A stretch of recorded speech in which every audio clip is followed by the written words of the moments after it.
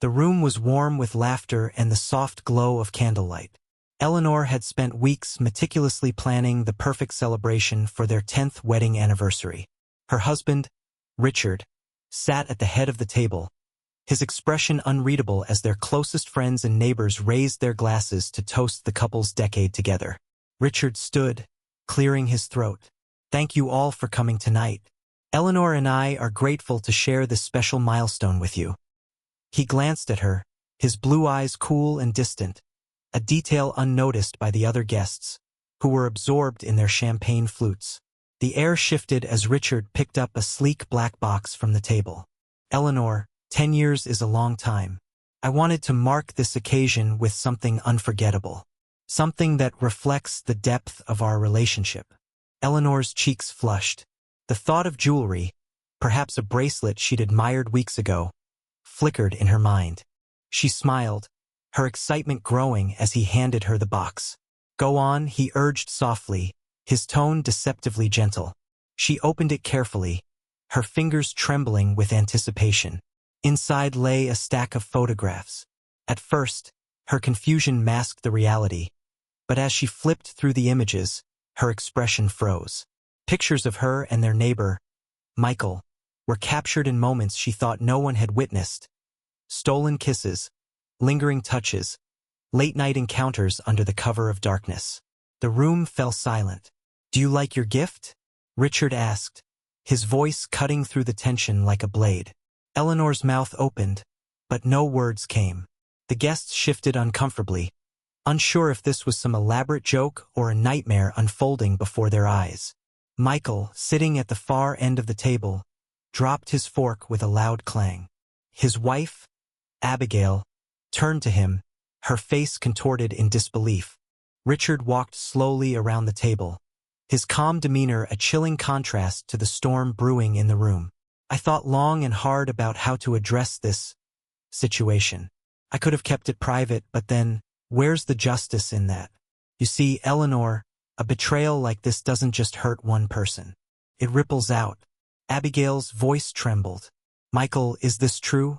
Michael stammered, his face pale, but before he could respond, Richard spoke again. "Save your apologies. They mean nothing now. You both made your choices." He leaned in closer to Eleanor, his voice barely above a whisper. "Did you think I wouldn't find out?" Tears streamed down Eleanor's face, but Richard's gaze never wavered. "Our anniversary is supposed to be a celebration of love, commitment, honesty. I just wanted everyone to know what a farce that's been for us." With that, Richard turned to the guests. "Enjoy the meal, everyone. I believe this is the kind of night none of us will forget." He left the room without another word, his footsteps echoing in the silence. Eleanor remained frozen in her chair, clutching the damning photographs, while Michael and Abigail's hushed argument erupted in the background. The once festive evening had transformed into an unforgettable, bitter spectacle. The aftermath of Richard's revelation left the room in shambles, both emotionally and physically. Plates of half-eaten food sat untouched, the flickering candlelight now casting eerie shadows over the uneasy silence. Eleanor sat rigid in her chair, her face pale, the photographs trembling in her hands. Michael, cornered by Abigail, spoke in hushed tones. "Abby, listen, I don't." Abigail snapped, her voice trembling with both rage and pain. "Do not try to explain this away."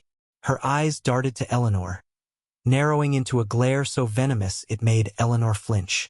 "How long?" she demanded, her voice rising. "How long has this been going on?" Michael ran a hand through his hair, his usual composure shattered. I don't know. Months? Months?" Abigail's voice cracked. "We live next door, Michael. Our children play together. How could you?" The air thickened as guests began murmuring, their whispers like needles piercing Eleanor's composure. Friends who once admired her were now staring, judgment etched into their faces. The perfect hostess, the devoted wife, now just another sordid cliché. One of the guests, Patricia, a longtime friend of Eleanor's, leaned in close, her voice barely audible. "Eleanor, why would you risk everything?" Eleanor opened her mouth, but the words refused to come. What could she say?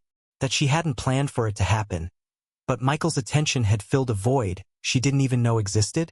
That Richard's coldness, his endless hours at work, had made her feel invisible? Excuses wouldn't save her now. The front door slammed open, and all heads turned. Richard stood there, his face a storm of emotions. He held something in his hand, a legal envelope. "I forgot one last thing," he announced, his voice now devoid of the venom it carried earlier. It was chillingly calm, calculated. He walked toward Eleanor and dropped the envelope in front of her. "Divorce papers, signed and ready to go. You'll find the terms generous, considering." Gasps rippled through the room.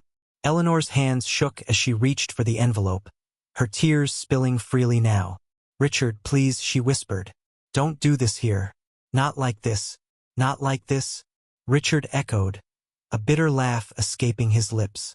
"You didn't seem to mind destroying our marriage like this. I'm just finishing what you started." Michael stepped forward, emboldened by the rising tension. "Richard, maybe we should talk about this privately." "Privately?" Richard's eyes locked on him, his fury reigniting. "You had no problem being public with my wife, Michael. Why change the rules now?" The room seemed to shrink, the weight of Richard's words suffocating everyone. Abigail stood abruptly, grabbing her purse. "We're leaving," she spat at Michael. "Whatever you have to say it to your lawyer." Abigail stormed out, her heels clicking sharply against the floor. Michael hesitated, his face twisted in indecision, before reluctantly following her. Their departure left a void, but the tension lingered, thick and inescapable. Richard turned back to Eleanor one last time. "You'll hear from me through my attorney. For now, enjoy the party. It's all yours." Without waiting for her response, he walked out, leaving the room heavy with the ruins of a night meant for celebration. Eleanor sank into her chair, her carefully curated life crumbling around her. The guests, unsure of what to do, began filtering out in awkward silence.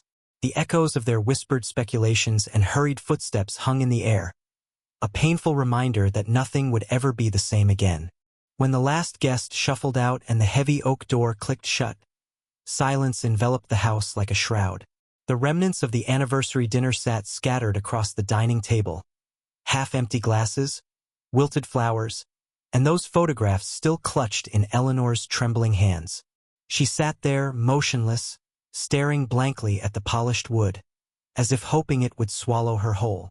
A soft knock on the door startled her. She turned sharply, her heart pounding, but it was Patricia, her oldest friend, lingering hesitantly in the doorway. "I thought you might want some company," Patricia said softly, stepping inside. Eleanor nodded faintly, her voice barely audible. "Thank you." Patricia eased into a chair opposite her. What happened, Eleanor? I mean, I don't need details, but why him? Why like this?" Eleanor let out a hollow laugh, her voice tinged with bitterness. "Why does anyone do something so stupid? I don't know, Patricia. I don't know." Her voice broke, and she wiped her tear-streaked face with shaking hands. "Michael, he was just there, attentive. He listened. God, he made me feel seen. I didn't think it would go this far. I didn't think Richard would find out. Richard's always been sharp. You know that," Patricia said gently but firmly. "But Eleanor, you had a life, this life. Why didn't you talk to him if something was wrong?" Eleanor shook her head. "We stopped talking years ago, Patricia. It was like living with a ghost. He was always working, always away. I was just another thing to be managed." Her voice hardened.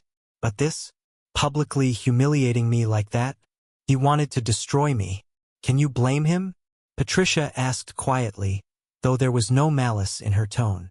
Eleanor didn't answer. She slumped back in her chair, exhaustion overwhelming her. She was still clutching the photographs, the evidence of her betrayal, and she flung them onto the table with a disgusted groan. "What am I going to do? Everyone knows now. Everyone." Patricia leaned forward, her voice low and insistent.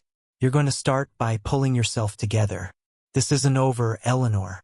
Not for you. Not for Richard. But you need to decide who you want to be when the dust settles. Are you going to let this define you? Or are you going to fight for your life back? Eleanor stared at Patricia, her friend's words slicing through her fog of despair. There was truth in them, though she wasn't sure she had the strength to act on it. For now, all she could do was survive the night. As Patricia began clearing the table, Eleanor rose shakily to her feet. "I need to sleep," she murmured. "Of course," Patricia said, her voice filled with understanding. "But Eleanor, whatever happens next, be honest with yourself. That's the first step." Eleanor nodded and made her way upstairs, her legs heavy with the weight of her choices. As she reached the bedroom, the sight of the bed she once shared with Richard brought fresh tears to her eyes. She crawled beneath the covers, clutching her pillow like it was the only thing anchoring her to reality. Downstairs, Patricia quietly finished tidying the table, her mind racing. Tonight's disaster would ripple far beyond this household.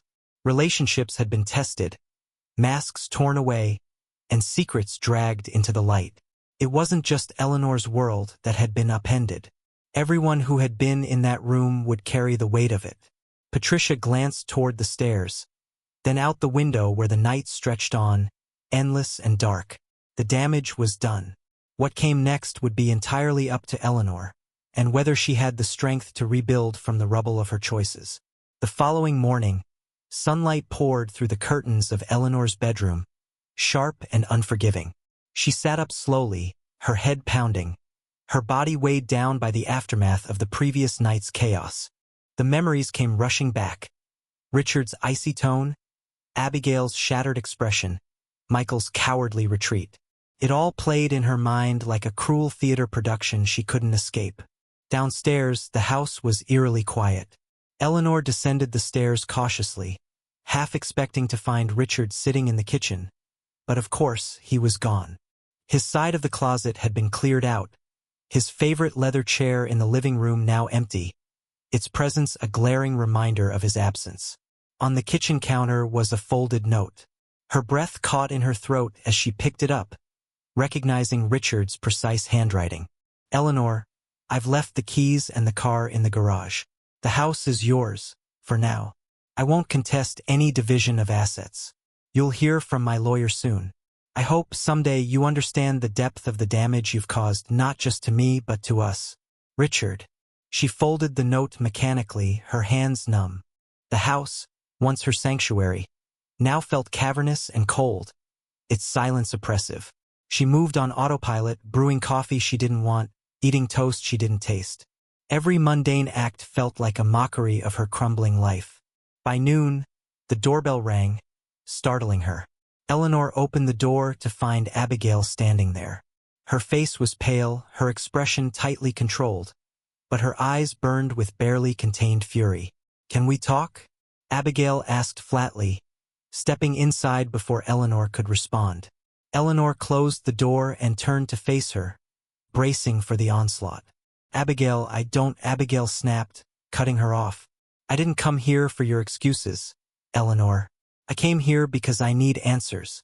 She crossed her arms, her voice trembling with restrained emotion. "How long has this been going on? How long have you been sneaking around with my husband?" Eleanor swallowed hard, her voice barely above a whisper.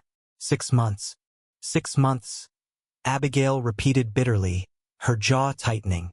6 months of lies, of you smiling at me across the fence, of our children playing together, while you were destroying my family. "I never meant for it to go this far," Eleanor said, tears welling in her eyes. "I didn't think." "No," Abigail interrupted, her voice rising. "You didn't think. Or maybe you did. Maybe you knew exactly what you were doing and didn't care about anyone else." Eleanor's tears spilled over. "I'm sorry," she choked out. "I'm so sorry, Abigail." "Sorry doesn't fix this," Abigail said coldly. "Sorry doesn't erase the humiliation of finding out in front of a room full of people. It doesn't heal the damage you've done to my marriage, to my children." She stepped closer, her voice trembling with fury. "You've ruined everything, Eleanor. And for what? A few stolen moments with a man who clearly didn't care enough to stay and defend you?" Eleanor couldn't answer. She sank into a chair, her shoulders shaking with silent sobs. Abigail stared at her for a moment, her anger warring with a deep, bitter sadness. Finally, she exhaled sharply. I don't know what happens next, but I can promise you this. I won't let you or Michael destroy any more of my life. Without another word, Abigail turned and left, the door slamming shut behind her. Eleanor sat there for hours, unmoving, her mind swirling with guilt, shame, and the crushing weight of her mistakes. The life she had built, the image she had cultivated, was gone, shattered in a single evening. Now all that remained were questions she wasn't ready to answer. Who was she without Richard? Without the carefully constructed facade of perfection? And could she ever be whole again? The house seemed to answer in its silence. Rebuilding her life, if it was even possible, would require more strength than she had ever known. The days that followed blurred into a haze of isolation and routine for Eleanor. The whispers from neighbors had started almost immediately. She caught glimpses of them peering through curtains as she stepped outside to collect the mail or take out the trash. Conversations quieted when she entered the local coffee shop, and even her closest acquaintances offered only strained smiles before quickly finding excuses to leave. Michael, for his part, hadn't reached out. Abigail had evidently acted quickly, filing for separation and taking their 2 children to stay with her parents. Their house now stood dark and unwelcoming, a symbol of the collateral damage Eleanor had wrought. She thought of calling him, seeking solace or even just an explanation, but the realization stung. She wasn't his refuge. She was a mistake he'd rather forget.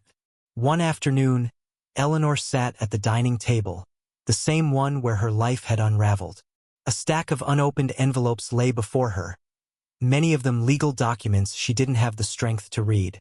She pushed them aside and reached for her phone instead, scrolling mindlessly through her messages.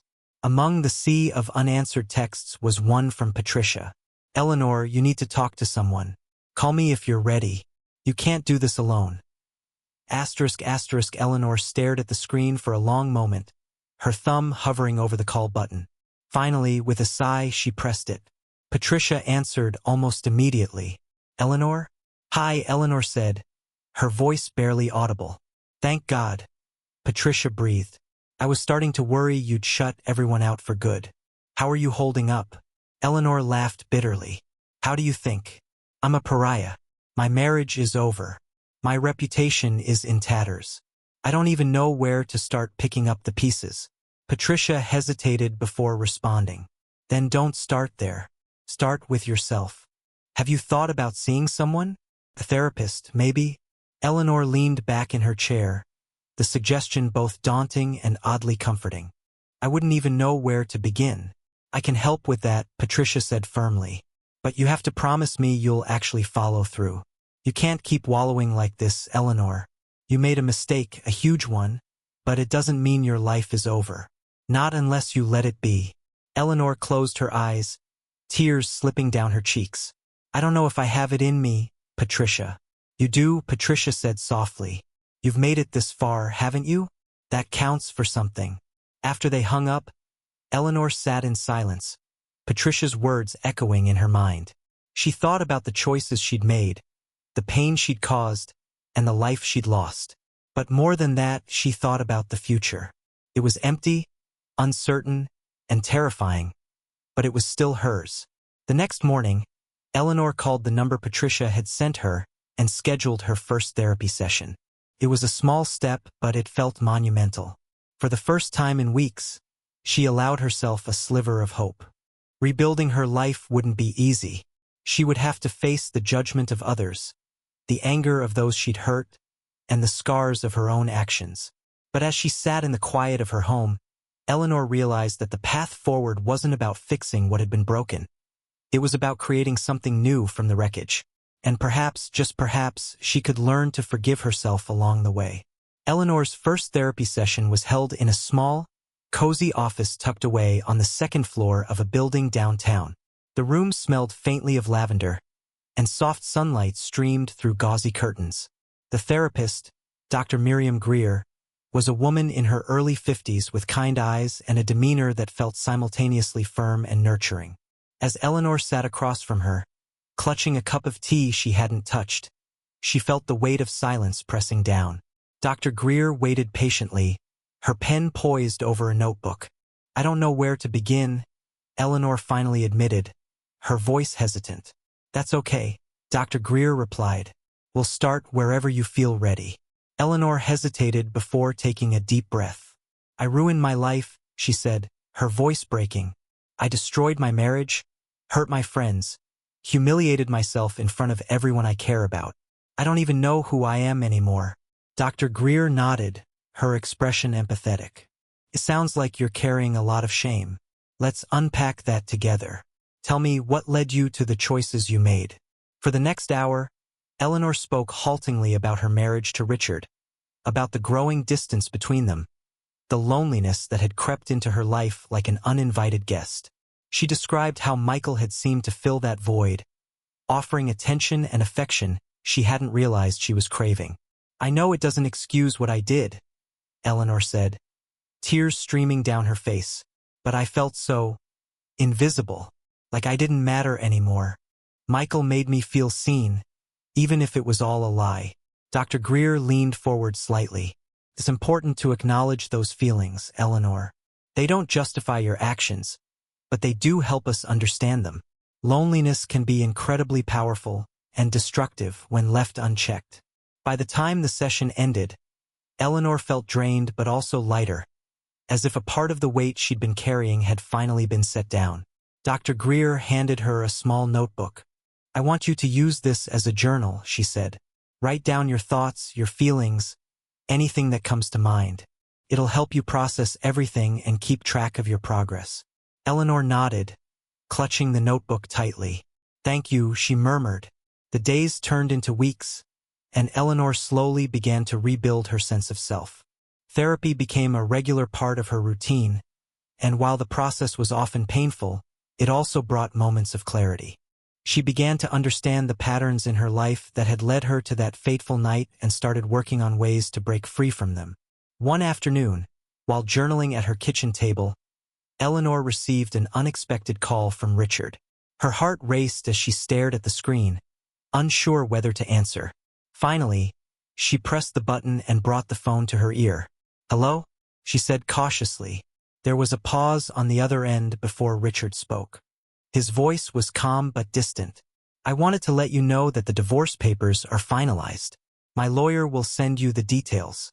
Eleanor swallowed hard. "Thank you for letting me know." Another pause. Then Richard added, "I don't hate you, Eleanor. I did for a while, but I've realized that holding on to that anger won't help me heal. I hope you find whatever it is you were looking for."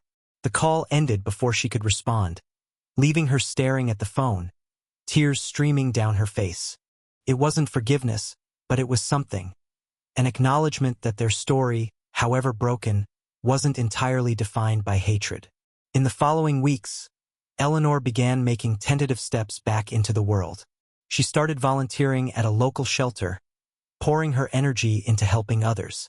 Slowly, the whispers around her neighborhood faded, replaced by tentative smiles from those who saw her efforts to change. Abigail never spoke to her again, and Eleanor accepted that as a consequence of her actions. As for Michael, he eventually moved away, leaving behind nothing but a lingering sense of regret. Eleanor didn't reach out. There was nothing left to say. One evening, as she sat on her porch watching the sunset, Eleanor felt a strange sense of peace. Her life was far from perfect, but it was hers, and for the first time in a long time, she felt like she was finally moving forward. And in that moment, she knew she would be okay. Months turned into a year, and Eleanor's life began to take on a quiet rhythm. She moved out of the house she had shared with Richard, selling it to a young family eager to make it their own. With the proceeds, she bought a modest cottage on the outskirts of town, a place surrounded by trees and the soothing hum of nature. It was smaller, simpler, and entirely hers. Her days were now filled with purpose.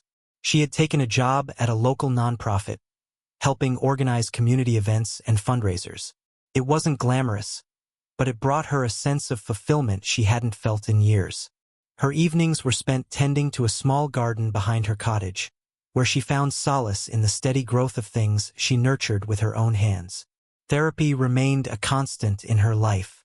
Dr. Greer had become a guiding voice, helping Eleanor peel back layers of her past to understand not just her mistakes, but the emotional voids that had led her to them. Through those sessions, Eleanor began to forgive herself. Not completely, not all at once, but enough to begin building a foundation for something better. One afternoon, while organizing donations at the nonprofit, she came across Abigail. It was their first encounter since that fateful night, and Eleanor froze, unsure of how to proceed. Abigail, dressed in a smart blazer, glanced at her with a mixture of surprise and hesitation. "Abigail," Eleanor said softly, forcing herself to meet the woman's gaze. "Hi." Abigail's lips pressed into a thin line. For a moment, Eleanor thought she might walk away, but then she sighed and stepped closer. "Eleanor, I didn't expect to see you here," Eleanor said, her hands trembling slightly as she held a stack of boxes. "My firm is sponsoring this event," Abigail replied curtly. "I didn't realize you worked here." There was a charged silence between them, filled with unspoken words and lingering wounds. Eleanor set the boxes down and took a deep breath. "Abigail, I know I have no right to ask for anything from you, but I want you to know how deeply sorry I am. For everything." Abigail studied her for a long moment, her expression unreadable. "You look different," she said finally, quieter, like the fire's gone out. Eleanor nodded, accepting the observation as truth. "I've changed. At least I hope I have." Abigail crossed her arms, her gaze softening just slightly. "I don't know if I can ever forgive you, Eleanor. What you did cut deeper than anything I've ever experienced." "I understand," Eleanor said, her voice steady, "and I don't expect you to. But I needed you to hear it from me. I'm sorry." Abigail's eyes flickered with something unreadable before she nodded curtly. "Good luck, Eleanor." With that, she turned and walked away. It wasn't a reconciliation, but it was an end to the silence that had stretched between them. And for Eleanor, it was enough. That night, Eleanor sat on her porch, a mug of tea warming her hands as the stars blinked above. She thought of Abigail, of Richard, and even of Michael, all of them threads in the tapestry of her life that had unraveled and been rewoven in a new pattern. Her phone buzzed beside her, and she glanced at the screen. It was a text from Patricia. "Proud of you. Let's grab dinner soon." ***, Eleanor smiled faintly and typed a quick reply before setting the phone down. The night air was cool, and for the first time in a long time it didn't feel heavy. She closed her eyes, letting the quiet embrace her. Her past would always be a part of her, but it didn't define her anymore. For the first time in years, Eleanor felt like she had a future, and it was hers to shape. A year and a half after the dinner that shattered her life, Eleanor stood in her garden, her hands covered in soil. The rows of vibrant flowers and fresh herbs before her were a testament to her journey. Growth born from dirt, beauty nurtured by care and patience. She wiped her hands on a towel and looked out at the cottage she now called home. It wasn't grand, but it was peaceful, and more importantly, it felt like hers. The person Eleanor had become over the past months felt unrecognizable compared to the woman she'd been that night. Therapy had taught her to accept the complexities of her choices, not to excuse them, but to learn from them. The nonprofit work gave her a sense of belonging and a chance to rebuild her reputation through actions, not words. Slowly, she was earning back the trust of those who mattered, and most importantly, her trust in herself. One late afternoon, as the golden light bathed her garden, Eleanor received a letter in the mail. The handwriting on the envelope was unfamiliar, but the return address was not. It was from Abigail. Surprised, she opened it carefully and unfolded the crisp paper. "Eleanor, I've thought a lot about what you said when we saw each other at the nonprofit. I wasn't sure I'd ever want to reach out again, but as time has passed, I've realized holding on to the pain isn't helping me heal. You were right to apologize, and I needed to hear it. I still can't forgive you, but I also can't deny the changes I've seen in you. Maybe someday we'll both be able to move on completely. Until then, I hope you keep working on yourself."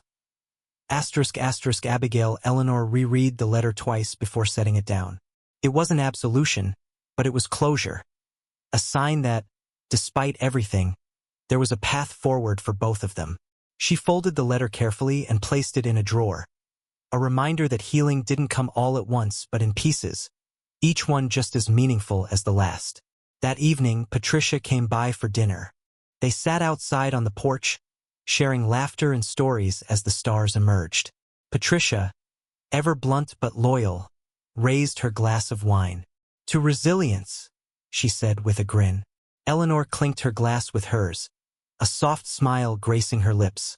"To starting over," she added. Later, as she sat alone under the vast, quiet sky, Eleanor felt something she hadn't felt in years: peace. The road she had walked was one of pain, regret, and loss, but it was also one of self-discovery, growth, and redemption. Her life wasn't perfect, nor would it ever be, but it was hers. And as she gazed up at the endless expanse of stars, she realized that was more than enough.